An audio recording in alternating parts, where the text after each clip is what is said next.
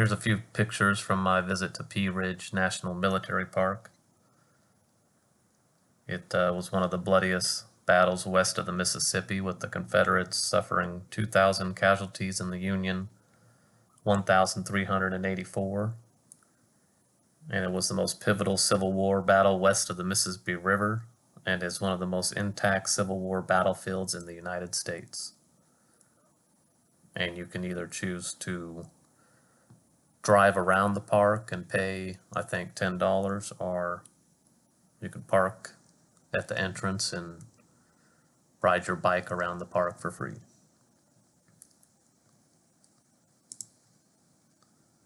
And here's a description of the battle from American Battlefield website. By the spring of 1862, Union forces had pushed Confederates south and west through Missouri into northwestern Arkansas. On the night of March 6, 1862, Confederate Major General Earl Van Dorn and his 16,000-man Army of the West set out to counterattack the Union position near Pea Ridge. Hoping to move in quickly in a fateful decision, Van Dorn ordered the supply trains far to the rear.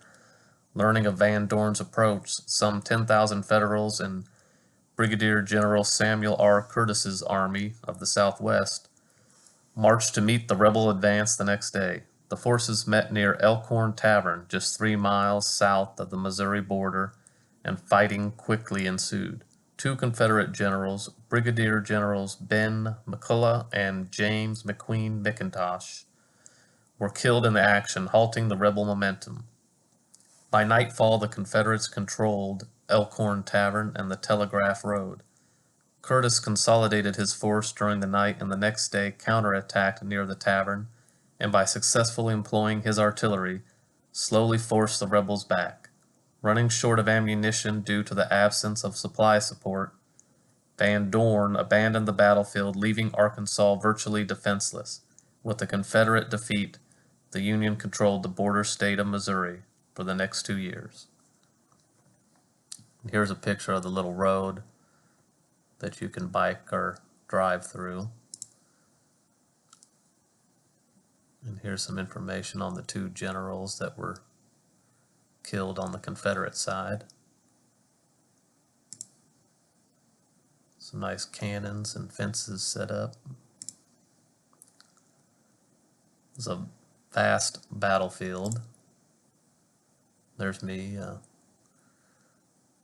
basking in the sun. Information on the very beginning of the battle.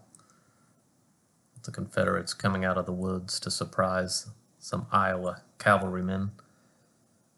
A little something about the divided loyalties between the Indians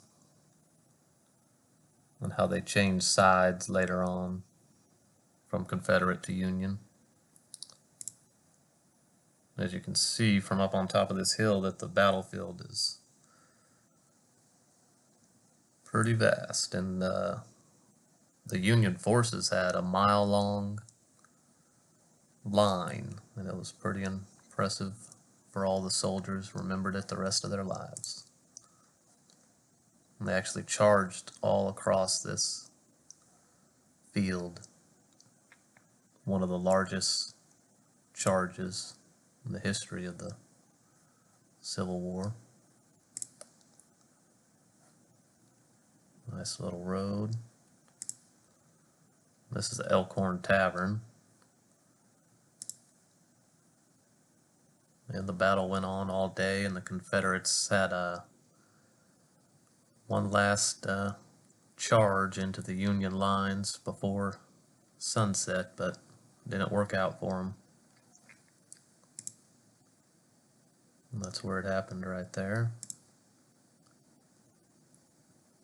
That beautiful charge I shall never forget, with banners streaming, with drums beating, and our long line of blue coats advancing upon the double quick, with their deadly bayonets gleaming in the sunlight, and every man and officer yelling at the top of his lungs.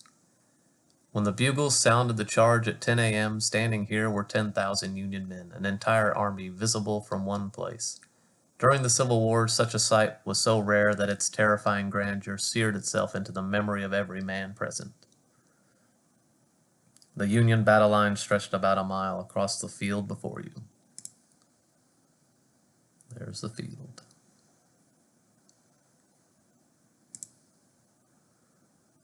And this is the sergeant that was so effective with the artillery that turned the tide of the battle, General Franz Siegel. Of course, he was a German that could barely speak English, which most of the Union soldiers were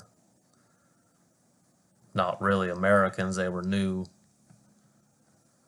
immigrants, and a lot of them were communist, and God bless the South. And